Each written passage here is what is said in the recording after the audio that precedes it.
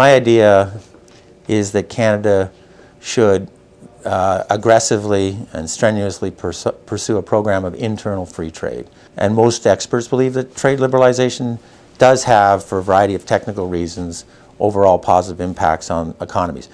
Ironically, as we've improved our trade liberalization with other countries, our trade within Canada is impaired by a number of fairly serious obstacles. So we can trade, in some cases, ironically, more freely on a north-south axis than we can on an east-west axis. This emanates from the provincial government. We have a number of important barriers to labor market mobility, to different types of standards in terms of how different apprenticeships or categories or professions are recognized. We have specific disincentives for people moving across provincial borders.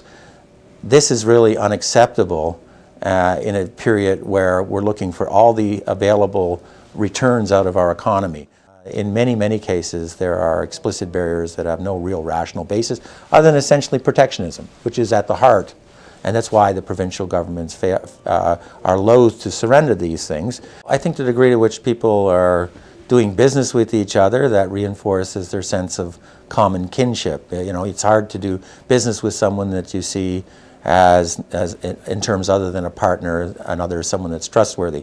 There are greater economic returns overall to an economy which pursues these kinds of patterns of which allows for the levels of specialization and cooperation that emerge under free trade agreements than for those who maintain protectionist regimes.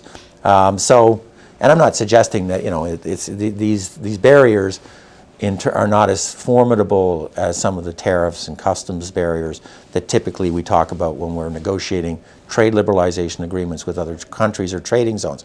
But they're still unacceptably high. And so I believe we would find a country where our GDP would be somewhat higher than it would have been if we hadn't done that.